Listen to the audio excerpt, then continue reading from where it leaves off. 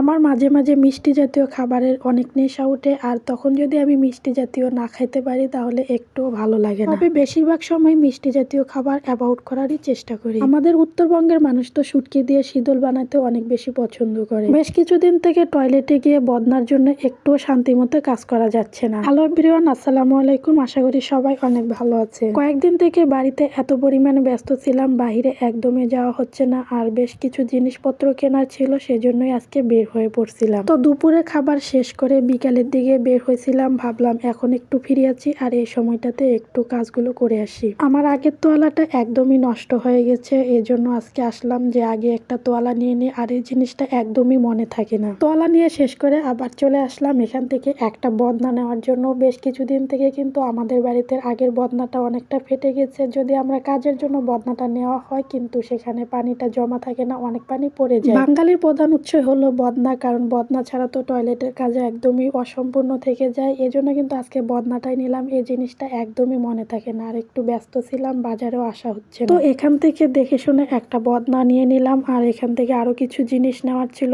একটু সময়ের অভাব ছিল, এজন্য আর কিছু নিতে পারিনি। আরো বেশ কিছু জিনিসপত্র নিয়েছিলাম, তো সেই জিনিসগুলোর ভিডিও ক্লিপ নেওয়া হয়নি, মানে একটু ব্যস্ততার কারণে সেই ভিডিও ক্লিপগুলো নেওয়া হয়নি। আর এই যে শুটকিগুলো দেখতে পাচ্ছেন, এগুলো কিন্তু এখন শুকানো হচ্ছে। এইগুলো শুকানোর পরে আমাদের শীতল বানানো হবে। আর আমাদের উত্তরবঙ্গের সবচেয়ে বিখ্যাত খাবার হলো শীতল, এটা আমরা প্রত্যেকেই জানি। শীতল ভর্তা আমার এত বেশি পছন্দ, পেট ভর্তি করে শীতল ভর্তা দিয়ে ভাত খাওয়া যায়। তো কয়েকদিন থেকে আবার আমার তেল পিঠা খেতে মন চাচ্ছিল, এই জন্য কিন্তু ভাবিকে বলছিলাম যে তেল পিঠা বানানোর জন্য। তো চালের আটা ছিল না, এই জন্য কিন্তু ময়দা দিয়ে আমরা বাড়িতে তেল পিঠা বানাইতেছি। আসলে ময়দার তেল পিঠাটা অনেকটা নরম তুলতুলে হয়, আর যদি চালের আটার তেল পিঠাটা হয় তাহলে কিছুটা শক্ত শক্ত হয়। আমার মাঝে মাঝে মিষ্টি জাতীয় খাবার এত বেশি মন চায় খেতে, তখন কিন্তু না খেলে একদমই ভালো লাগে না। এজন্য মাঝে মাঝে একটু মিষ্টি জাতীয় খাবার খাই, তবে রেগুলার না। মিষ্টি জাতীয় খাবার একটু অ্যাভয়েড করার চেষ্টাই করি, কারণ আমার বাবা মা দুজনের ডায়াবেটিস, যদি আবার আমাদেরও ধরে যায় তাহলে তো অনেক প্রবলেমে পড়ে যাব।